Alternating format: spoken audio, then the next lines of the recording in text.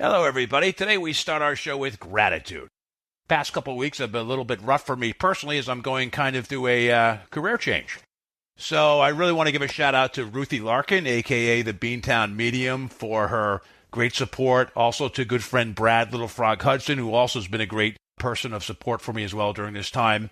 And to Kristen Kay for her generous Buy Me a Coffee donation. She went to the website and clicked the coffee cup, and thank you, Kristen. It came at a really great time. And last but not least, Frank C. Grace. He was the paranormal photographer on an episode back in the fall of 2020. Frank did some corporate headshots for me, which I really appreciate. It's not easy making me look good, but Frank did. And he's super talented. Check out Frank on Facebook, Frank C. Grace Trig Photography. He is a great guy. Maybe throw some work his way. Thank you again to Ruthie, Brad, Kristen, and Frank. And now let's give gratitude for a great episode. We have Toby Johnson and Brett Eichenberger to talk about their new documentary, A Flash of Beauty, Bigfoot Revealed.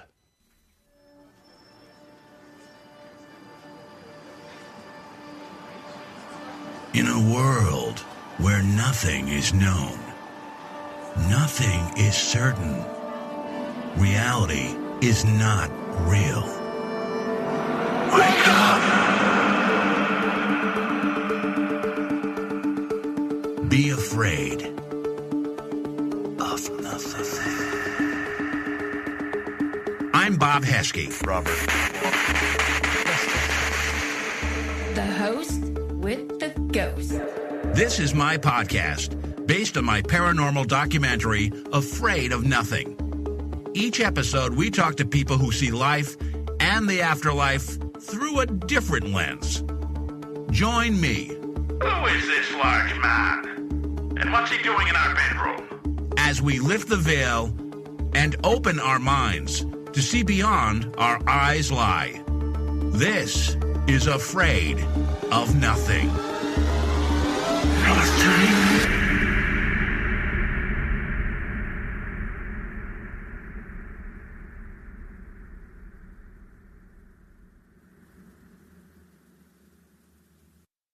Toby Johnson is the author of the Owl Moon Lab books and researcher of all things related to Bigfoot. With over a decade of research and his own experiences, Toby has dedicated his work to investigating the relationship of Sasquatch and the paranormal. Toby is the co-producer of the documentary Flash of Beauty, Bigfoot Revealed, a groundbreaking two-part documentary series that focuses on Sasquatch witness testimony. Toby has come to the conclusion that Sasquatch is not only real, but is far beyond what most would have you to believe. The other half of the team is Brett Eichenberger. Brett is an award-winning filmmaker with over 25 years of experience working in the film and video production industry. Brett's work includes the feature films Light of Mine and Pretty Broken, commercials, short films, music videos, and documentary shorts. Filmmaking has taken Brett around the world, but he feels most at home in the outdoors of the Pacific Northwest. As a native Oregonian, Brett's been intrigued by Bigfoot since his childhood years, and this documentary has given him the opportunity to explore the topic in depth. We are here with two fantastic filmmakers, Toby Johnson and Brett Eichenberger, who made a great new film, a documentary called A Flash of Beauty, Bigfoot Revealed. Welcome to the show, Toby and Brett. Thanks for having us, Bob. It's good to be here, Bob. Yeah, it's great. It's great. I know we had a little technical difficulties like these paranormal shows usually do have. I got to tell you, I've watched A Flash of Beauty, Bigfoot Revealed twice, and it really is a different bite of the apple of a Bigfoot documentary. You get a totally different take on it, and I kind of wanted you to share that with people. So Brett, we'll start with you first. You're the writer-director, so tell us, what does the documentary reveal about Bigfoot? Yeah, so I also want to, first of all, I want to give props to Jill Remensnyder, who was also a co-writer. So the different take that we have here with this documentary is we go into some of the emotional components of a Bigfoot sighting and how that resonates with folks. Some of our documentary is traditional. Our approach is that we want the interviewees to look at the camera so the audience really feels like they're having a conversation, a one-on-one conversation with each other. And that way we really feel like we're building a trust. We're putting the audience really within arm's reach of these folks so they can really absorb the story, as opposed to, a traditional interview format would be kind of looking off screen right or screen left, and you're kind of almost a witness to the interview. So some of the emotional components that we get into is the lasting, some might call it post-traumatic stress disorder, some might call it an obsession. I mean, there's a lot of different emotional responses that people have to this. But one thing that we do know, one thing we establish in this documentary is that it's life-changing. And obviously that degree changes depending on how long the sighting was, what the sighting consisted of. You know, was it a aggressive sighting? Was it a sighting that had human-like qualities? And we talk about all those different types of sightings in our film. And we also talk to a psychologist, a Yale-educated psychologist, who really kind of breaks down the components of the brain and how the brain functions during circumstances like this. Yeah, that's great. And you know, before we go to Toby for his take, where did you film this? We filmed it everywhere. So we mostly filmed in the Pacific Northwest. A huge portion of it's in Oregon, my home state, and Tobe's home state. And we filmed a lot of it in Washington. We went as far east as Florida. We went to Oklahoma, Texas. Some of it takes place in Alaska, although we did not travel to Alaska. California, we went to the Sierras. So, I mean, you know, the point, Utah, of course, the climax of the film is in Utah. The most important thing is that there are Bigfoot sightings in 49 of the 50 states. The only state that's never seen a Bigfoot is Hawaii. You said before we got on, you said there was a funny comment that someone had said, I think you asked someone, how come Bigfoot doesn't go to Hawaii? I know it's like a 3-hour flight or whatever, a 10-hour flight or whatever. Yeah. Yeah, her response, so we asked the psychic. So this is kind of a tease for the second film. There's a psychic local to the Cottage Grove, Oregon area who has relationships with the Bigfoot, the Sasquatch in that area. And we asked a number of questions. And one of the questions out of curiosity, you know, my own curiosity was, why not Hawaii? And her response was, they just don't like it there. You know, it's not really a heat or humidity thing. It has more to do with the ocean. So that's what she said. Yeah. That's interesting. Hey, Toby. Yeah. So, Toby, you're the co-producer and one of the stars of the film. I mean, going into this, I'm sure because you had a project we'll talk about, you know, your book that you did. We're going to talk about that a little bit later. So you certainly had some experience with this. But after doing this, you know, what, in your perspective, what does the documentary reveal about Bigfoot? Yeah, I mean, regarding the documentary itself here, you're asking me about the overall theme of the documentary. Is that the question? Typically, if someone watches a Bigfoot, you know, like Bigfoot Expedition or a Bigfoot movie, it's like, oh, I heard a sound, or oh, there's a rock. But you guys reveal a lot more than you typically get from a Bigfoot documentary. So, and also what's revealed about Bigfoot is the the creature is a lot different than what some common assumptions are. So what are some of the myths that maybe came out of this about Bigfoot that you think you guys helped dispel? Right. Going back to where Brett in the emotional witness testimony, that's something, as someone who's been looking into this here for 15 years, that is rarely done. If it is done, it's rarely done well. And thanks to cinematographer Mike Ferry and Brett and Jill, they were able to really focus that camera lens in right on the witness and have them relive for the viewer exactly what happened in a way that just drags you in, not through recreation, although there are some beautiful halfway recreations of what happened, but mostly it's like a 60 minutes interview, with the camera and the witness. And when you're sitting down with somebody as a witness, oftentimes in a diner like I'm sitting at right now, you're sitting in a back room one-on-one with this person, not so much taking notes, but listening to their story and getting a gauge, body language, getting a gauge of how fresh the story was.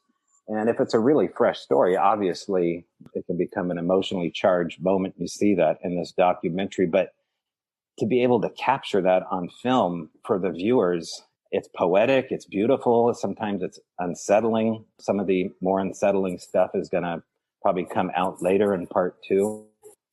Yeah, and how did you find, I'll let you both answer this, but you know, I did a documentary, and you really need to have a stroke of luck to find some really good people. Sometimes fate brings them to you.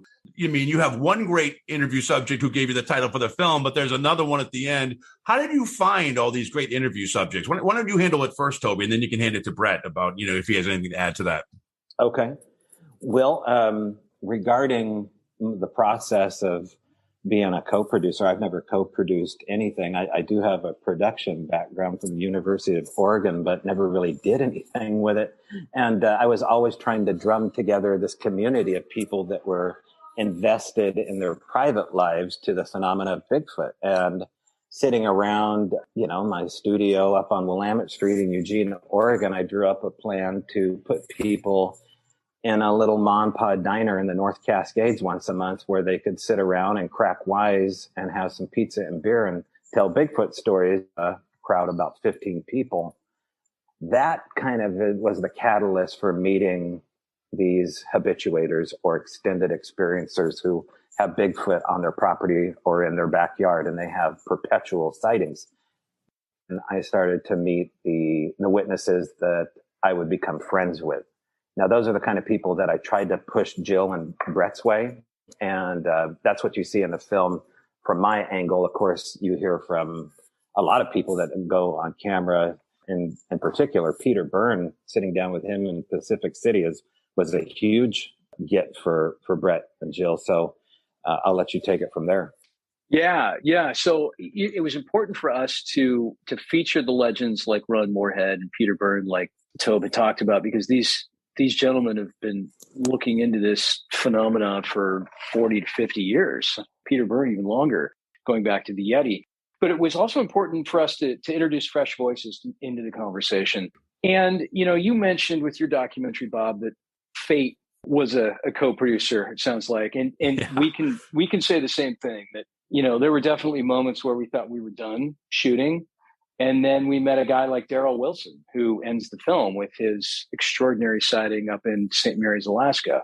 And Jill and I met Daryl at Phenomicon in Vernal, Utah last year. And he was kind of giving a little side speech. He hadn't really told his story, I guess, in public until Phenomicon. And, he gave like a 30-minute talk. And Daryl's a really kind of a simple guy who's just, he and his wife and his family have lived in Vernal their entire lives. In fact, I think he lives next door to the house he was born in.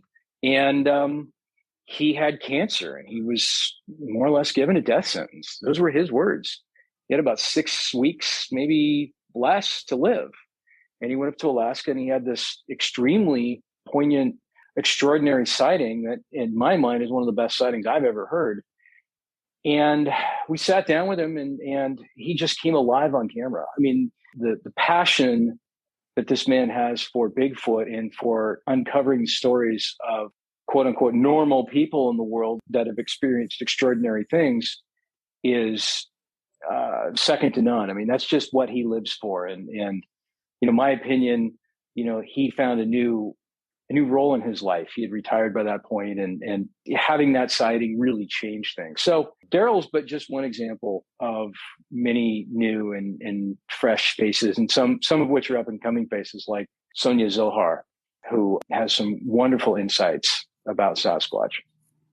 One thing that I thought, and I wonder if you guys wonder too, so Daryl had a death sentence, terminal cancer, and he survived, and for I don't know how long. Do you think that he talked about how he saw Bigfoot and yelled? He didn't have a camera or one thing on him at the time, but there is, just a tease later on in the film, his daughter up in a plane with her ex-husband did take some shots of Bigfoot, and every photography of Bigfoot is always controversial, right? But it was definitely, it definitely captured something. But when he saw Bigfoot, it was almost like a love affair or a love letter. Do you think, or did you ever wonder if Bigfoot, maybe helped cure him, or does he believe that at all? Or I personally don't think that Bigfoot, waved his hands or did something to cure Daryl. However, there has been reports of that.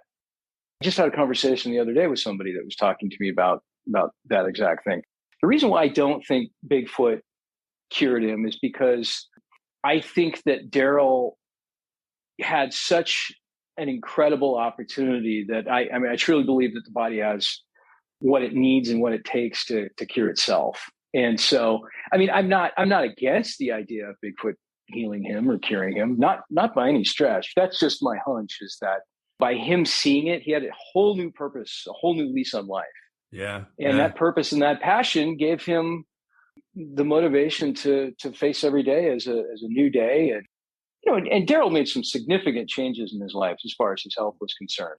But, you know, when he was diagnosed as terminal, he had cancer throughout his entire body. Yeah. So, and my own father died of the same exact cancer, melanoma, and it happened fast. It spread throughout his body very fast. And so when Daryl told me this story, I was especially moved by it because I pictured my own father.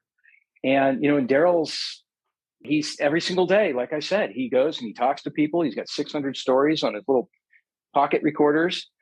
So it was like a rebirth for him.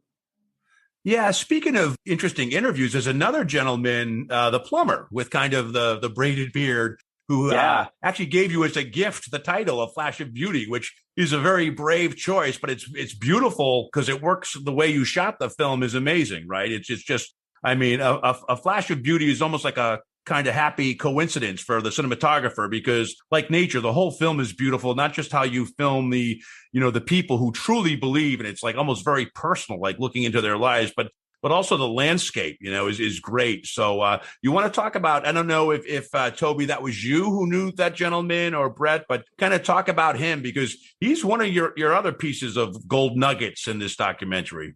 Well, Brett, talk about him if you can, and then let's talk about the map, because I think that's worth talking about. Yeah, the map is a great story. So Stan Avery, great guy. Stan is probably one of my favorite characters in the entire film. And we met Stan at a conference on the Oregon coast, really almost 2 years to the day today, as a matter of fact. And Stan and his wife are just incredible, incredible people. Very well spoken, very charitable people. And they have this little gypsy carriage that they bring with them to different Bigfoot conferences. And he takes out all of his evidence, as you saw in the film. He's got like a 3-ring binder with all this stuff that he keeps in it. And we just scratched the surface of the evidence that Stan keeps and the anecdotes that he keeps with him. So we were lucky enough to find him at this conference, and I was immediately attracted to his characterization, his personality, and asked him and said, "Hey, can we come out to your place and get an interview with you?" And yeah, he was all about it.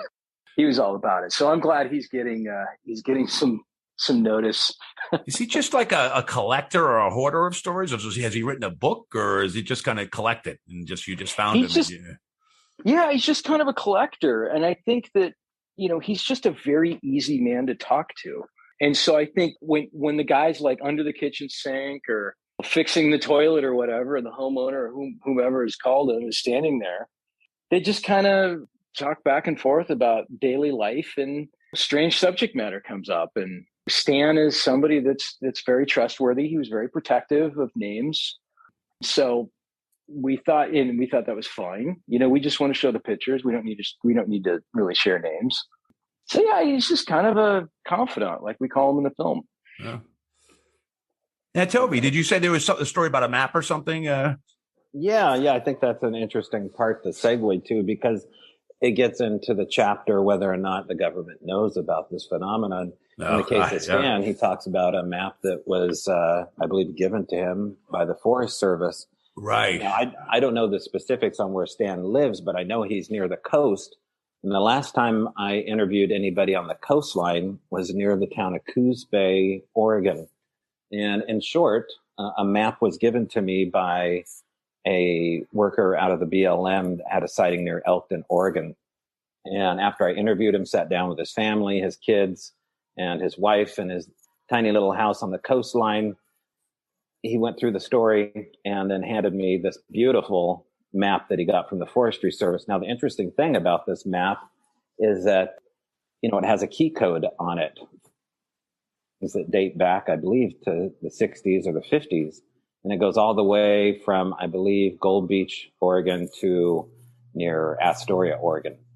And it's just that the Oregon coastline color map that kind of the Forestry Service would use. And so he had no use for it. I think he was just impressed that I was impressed with his story. And so I walked out of the door with this map. It wasn't more than 3 or 4 days that I get a phone call from his son, who left a voicemail back when you could leave voicemails on boxes. And it said, my dad's getting ready to retire. I know that he gave you that map, but he's been blabbing at work about being taken seriously finally. And he needs that map back or they're going to fire him. So that's the kind of stuff that happens when you get involved with this. You get caught in between the delicate nature of the witness, their family, their work, the ridicule factor. And it's an emotional process for them. They don't quite know where, these are gray areas that you have to work within. And what would the map have revealed? What were they worried about? Would it show places where Bigfoots are, or what was the concern about it? Well, I didn't ask. I never contacted him again. I just videotaped it real quick and then stuck it in a FedEx box. But I assume, just based upon what's happened since then, is that there's sensitive nature that the park rangers, that the Forestry Service, that the DOD, that the Bureau of Land Management, there's some other organizations out here too that are interested in it. And I think they don't want to be looking at it as taking this subject seriously. And I think they do privately. I think they look at it as Rich Germeau describes, who's in our film, who's an ex-police officer out of La Push, Washington, up here, as that there's a series of undocumented wild hybrids. Yeah, they don't want a bunch of Bigfoot hunters going up there, probably, definitely. Yeah, I could imagine. Yeah. I mean, well, not only that, but just for the fact that you have these hybrid humans out here in the wilderness and they're undocumented. Yeah, wow. Now, I have a question for both of you, which I found kind of interesting. Bigfoot's kind of an anomaly, right? It's big, hairy, and smelly, but beautiful. It's physically imposing, yet elusive and multidimensional. It's human-like, but Bigfoot is more psychically advanced, while humans may be more technologically advanced. What are your thoughts about kind of the similarities and differences with Bigfoot and humans? Stay with us. We'll be right back. This is an Afraid of Nothing Paranormal Podcast Alert. $10 merch. $10 merch. That's right, podcast fans. If you go to our website, afraidofnothingpodcast.com, and click on the store tab, you too can find now $10 merch on the website. So not only can you get the great stuff like the hoodies and the t-shirts and the blankets and the glasses, you can also get stickers and bumper stickers and, well, a whole lot more.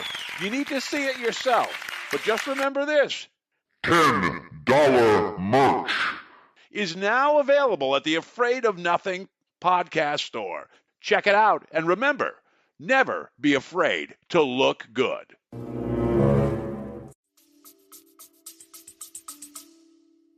Wow, that's a great question. That's a great question, Bob. Boy, the similarities. Well, for one, they're curious.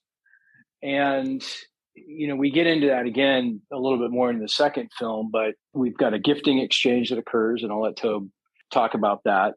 We know that they make good parents, and that's based on Chad and Austin's sighting down in Southern Oregon. They saw an adult Bigfoot across the lake, and when he or she saw them, they pushed the juvenile behind the back to kind of shield him. There's other stories that Mel Scahan tells of following, footprints in the snow and seeing two sets of prints. And then all of a sudden, he's following these tracks for 2 miles, and all of a sudden he sees little tiny prints just show up. And the little tiny prints run around like a little kid, like in circles and all over the place. And then they come back to the mother and the father. And you can tell that one of the individuals was carrying the child, but at some point had to let the child go and run around. And that's just the tip of the iceberg. There are a lot of those same similarities. And then there's a lot of things that are extremely different. Mel talks in the documentary about how they might be the most purest human on Earth. And I think there's a great deal of truth to that, because maybe they are the original humans. I don't know. But they're living off the Earth. They're living a pure way. Some people have told me that they don't want anything to do with us. In fact, a native from Alaska told us that they don't want to have anything to do with us because we're not grounded to the earth. We rebuke nature for the most part and want to live in our luxury houses and live in this comfortable world. So they have that kind of disdain for us. So I know Tobe has got plenty more to add to that. Well, as you're talking here, I just went through a list of similar attributes. Of course, the DNA attribute, that's something we can't ignore because of not only the Ketchum study, but just based upon microscopic study of looking at the hair, very similar to humans, but not quite similar as far as the microscopic view of the broken medulla. They follow people home. Some people would call that stalking or hitchhiker, but just like a human, if they attach to you, they may very well find you.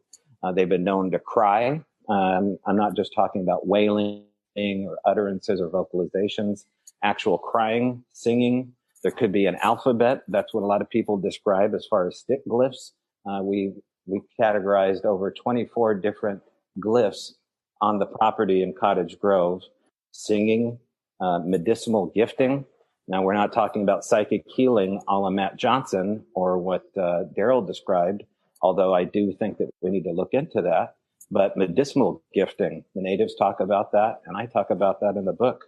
Also, gifting, just gifting significance, things that you just spoken about, things that nobody else could know but the woods suddenly appearing in random places. And of course, trading. The Native Americans would talk about, took a testimony from a native out here in Washington State that said his grandmother used to trade salmon with the Sasquatch on the reservation until, the mid 80s. So there's a lot of similar attributes. I'm only scratching the surface with this. If we had Arlo, can we talk about gifting for a minute? Because that's like, so you think about Bigfoot, like usually like my what I thought of, my perception of Bigfoot is, leave me alone, stay away. I'm going to throw a rock at you. But what you're talking about, you've had experiences, Toby, was gifting is like actually making a connection, with a human. And the gifts have meaning. It's not just like, here's a rock. They have actual meaning. Could you talk a little bit about maybe one or two instances of that? I don't know if it's from the movie or from the Owl Moon Lab book that you did, but it's a characteristic which I think will blow people's minds. Sure. Starts off small as incidental little tiny pebbles or rocks or stones, and those can be placed in any number of spots on or near a property. However, if they're coming to your house, a la the extended experiencers of the Owl Moon Lab and Daryl Adams and his wife Cindy, what we're talking about is little tiny shiny agates, mainly carnelian stones from the river above their house.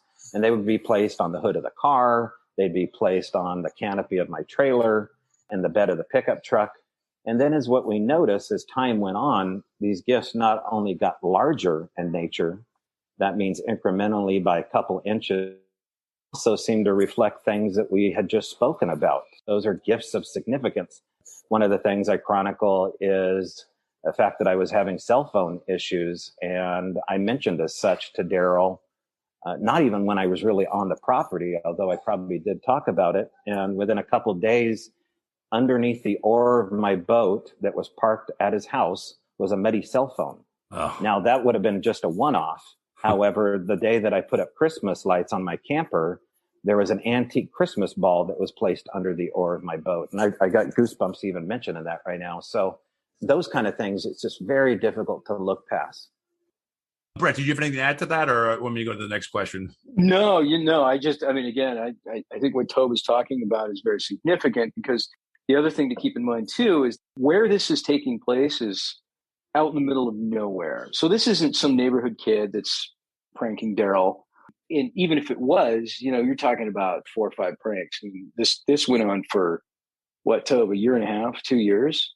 As far as I know, it's still going on. Although we haven't kept tabs on the new owners, we know that the wilderness in and around here, like so many cases of the people in the documentary, this is a very common occurrence. And, the people that invest into traditional science and the apers, we call them, that look at this as a relic hominid, they rarely approach on this. However, it's such an attribute of Bigfoot behavior.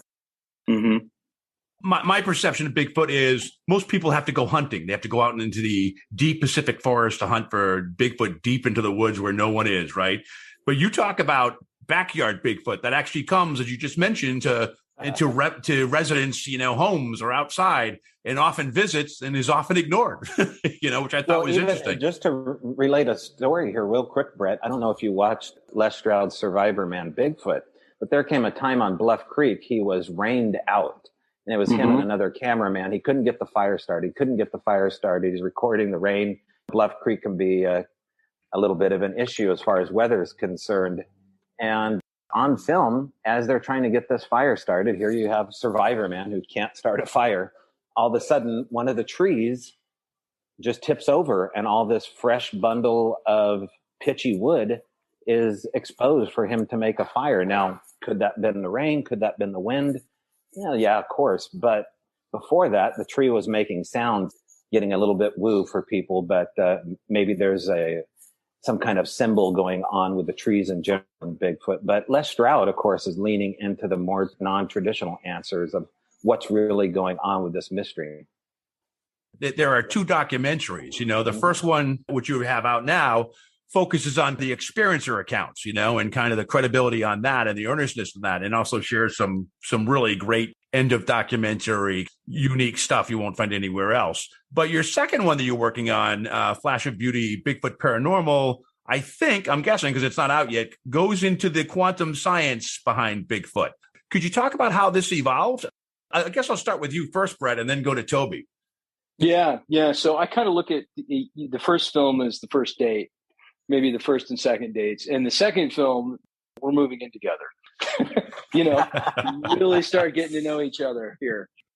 The second film won't be without controversy because of the nature of the subject matter. And there are people out there that really, truly believe that Bigfoot is flesh and blood.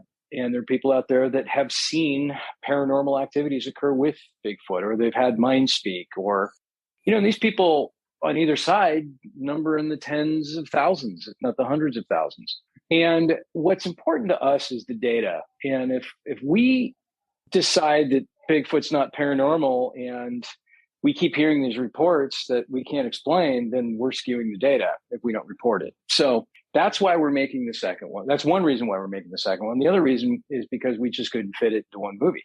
So what we're doing now is we're really taking like you said, the science angle, because, paranormal in a weird sort of way is kind of like just saying, I don't really know what's causing it, but it's not normal. And the truth is that science is behind everything. It is behind everything. We just don't have the capability or the understanding, at least us commoners, to explain it or to understand it. And so it freaks us out, and we put it in this category of witchcraft or devil worship or whatever. It's no different than it was hundreds of years ago when women were being burned at the stake, or Copernicus and the sun revolving around the earth.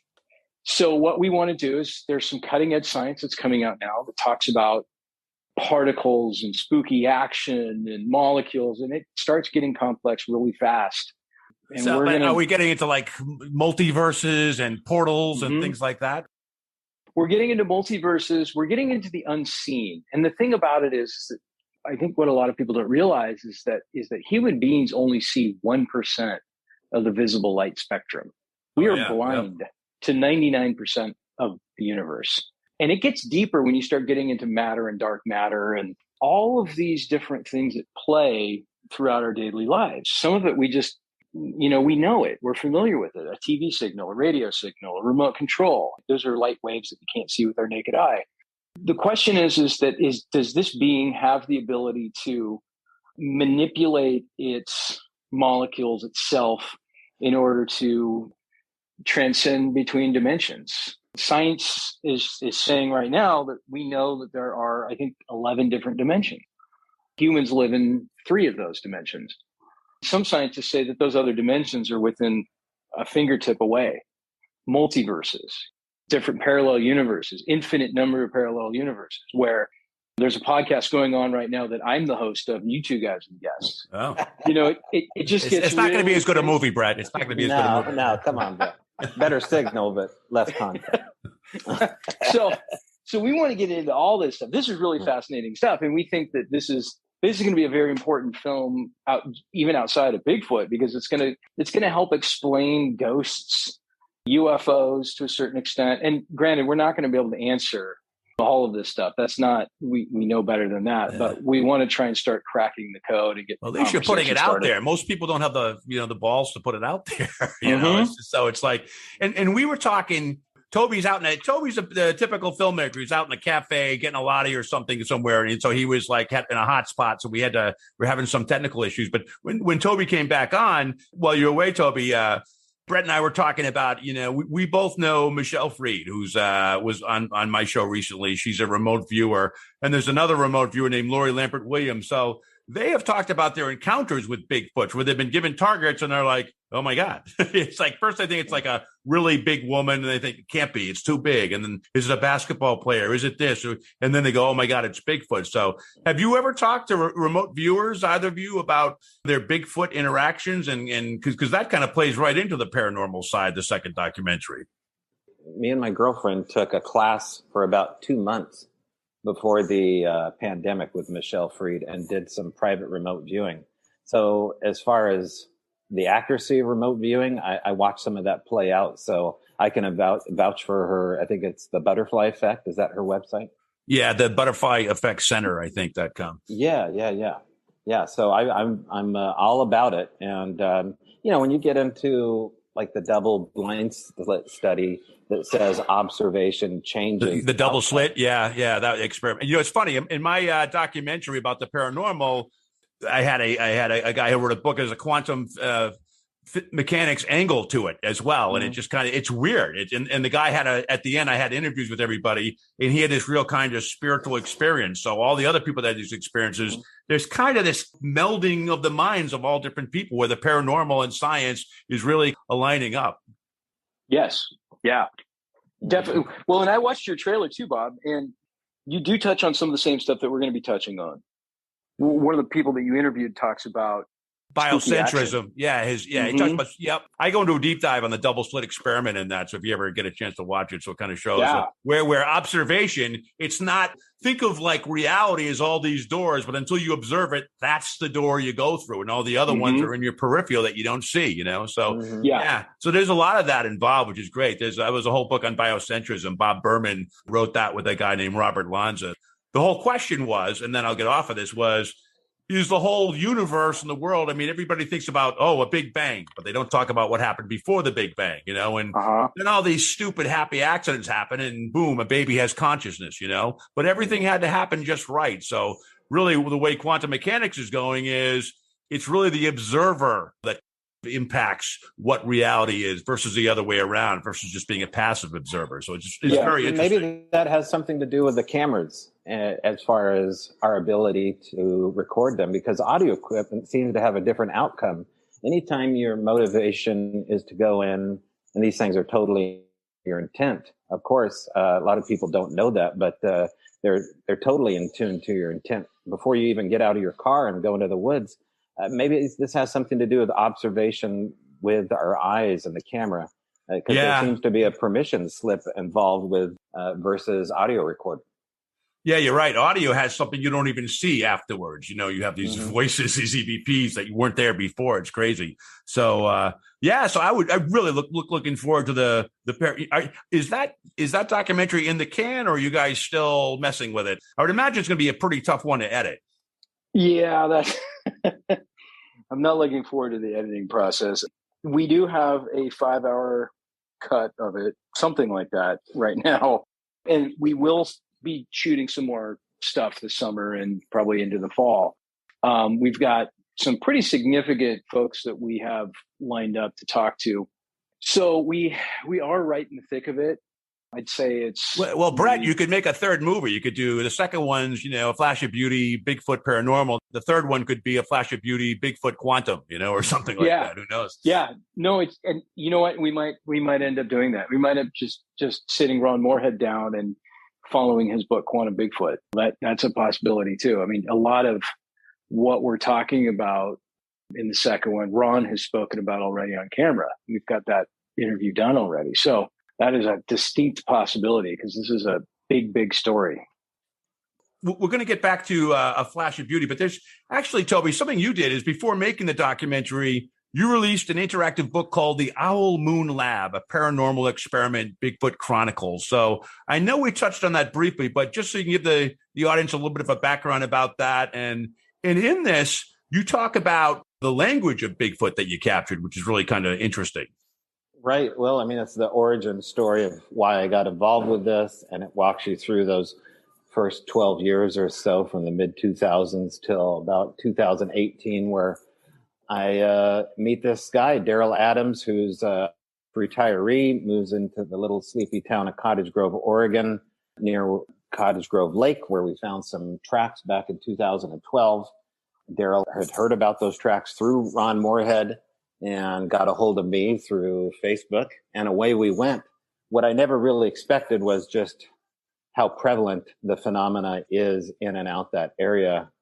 It was a nonstop plethora of forensic evidence, anecdotal evidence, eyewitness testimony.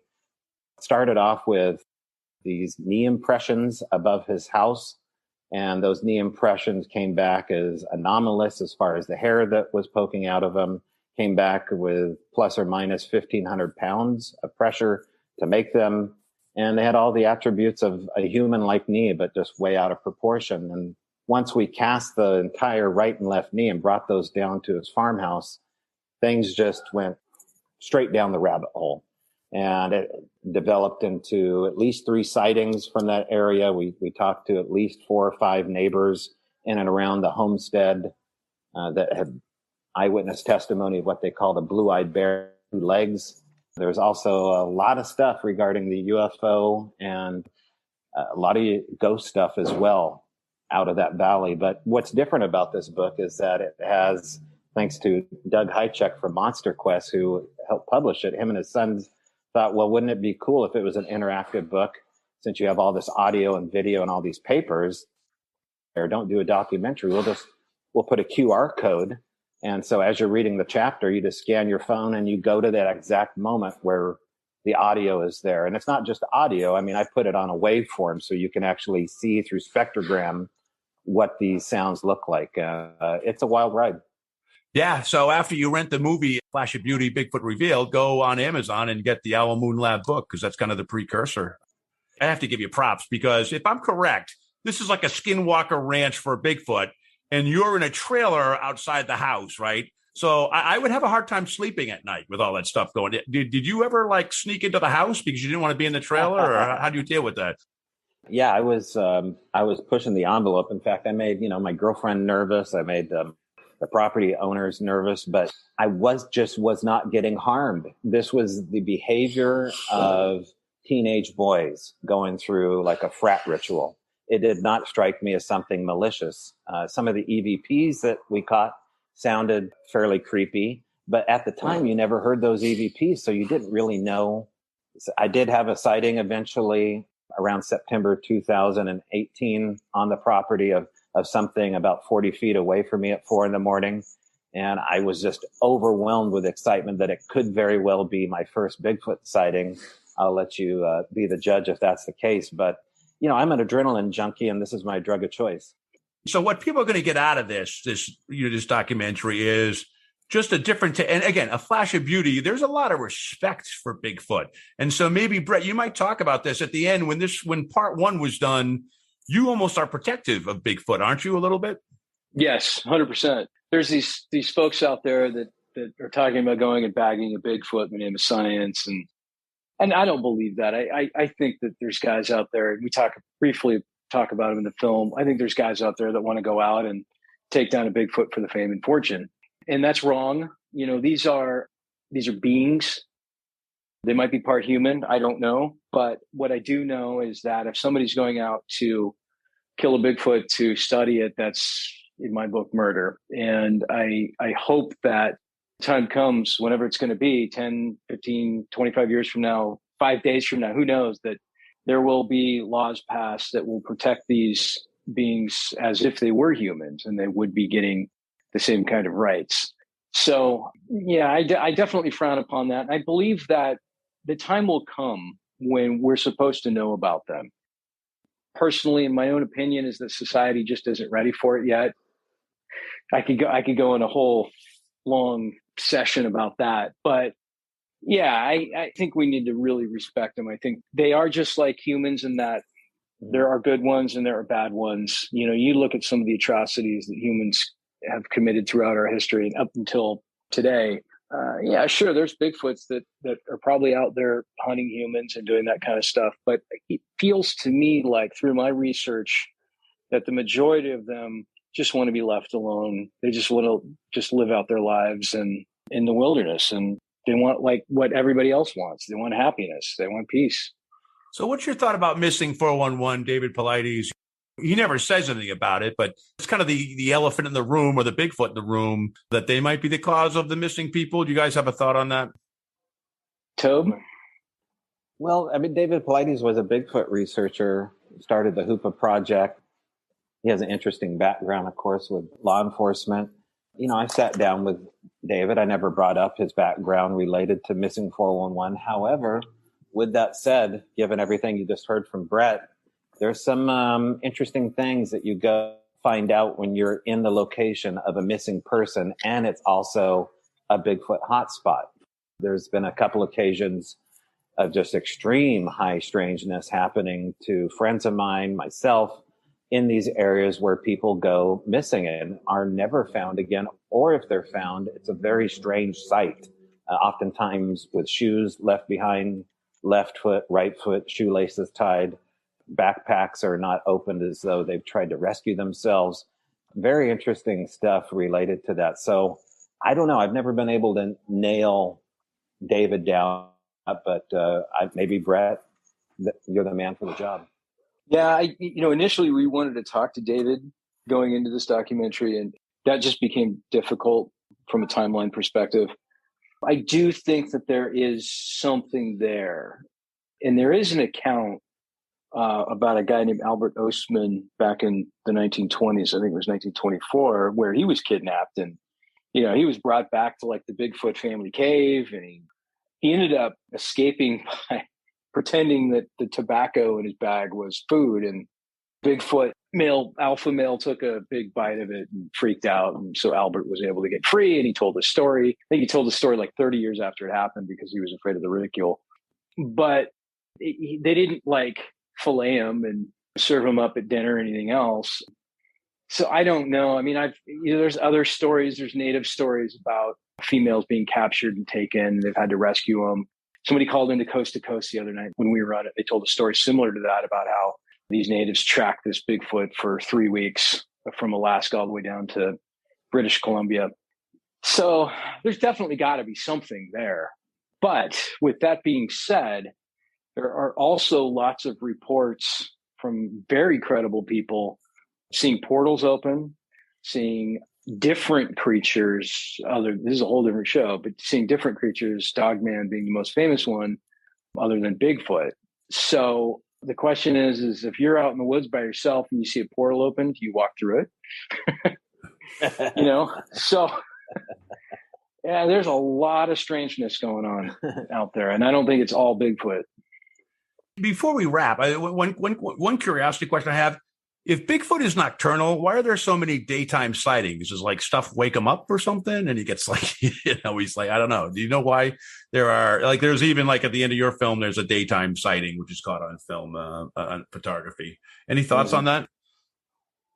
You want that one, Brett? Yeah. I've got a few thoughts on that. Look, it's they're humans that work the night shift, the graveyard shift. It's probably no different with Bigfoot. I think that, from what I understand, is that nighttime is the time they hunt.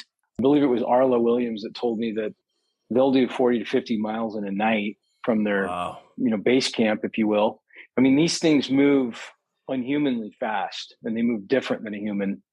They can cover a lot of ground. They have large strides. So, yeah, just like anybody else, the majority of people that you're going to see at 2, 3 o'clock in the morning, and I say this out of experience because I used to deliver newspapers when I was in college for 4 years. I'd see all kinds of people out at that time of night. So I would suggest that it's the same thing with Bigfoot, that, yeah, you're going to have some times in the day when they're going to come out. They've got business to take care of, so on and so forth. All right. Well, this has been excellent, guys. Let's just wrap by saying where they can watch the film and when the next film is going to come out, and Toby, where they can get your book. So you can see the film on Amazon.com, iTunes, Google Play, the Microsoft Store, Vudu, and you can rent it on YouTube and you can rent it on Vimeo. And the second movie is going to be coming out ASAP, but that probably won't be until the first half of 2023. People don't realize the color correction and the editing and all that stuff and the music. Oh, yeah. And, the editing is the worst part. So you've got a long 6 months, 9 months ahead of you. Yeah. Yeah. That's great. Looking forward to it. And Toby, and so it may even I like gave you a little relief where you may make 3 movies. You never know. Yeah, that's right. That's right. And Toby, where can they get your book? Oh, you can pick that up anywhere strange books are sold. And it's called The Owl Moon Lab, a paranormal experiment, Bigfoot Chronicles, correct? That's right. Yeah. It's done by Hangar One Publishing, which is run by Doug Heichek, of Monster Quest. So I'm in good hairy hands right now. Excellent. Yeah. Well, hey, Brett and Toby, thank you so much for being on the show. This is great. I've seen the first one. I really recommend everyone goes out and watches it, and I can't wait for the follow-up. Thanks, Bob. Really Thanks, appreciate Bob. being here. Appreciate it. All right. Thank you.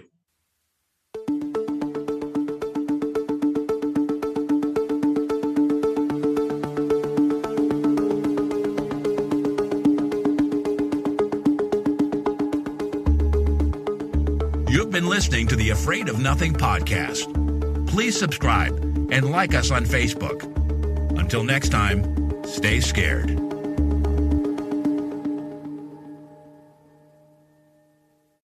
Hey, you're still here? Great. Then why not listen to another episode? Visit afraidofnothingpodcast.com to peruse all the shows. That's afraidofnothingpodcast.com. And while you're there, click the coffee cup icon to buy me a coffee and leave a review. I'll give you a shout out in an upcoming episode, and the world will know how swell you are.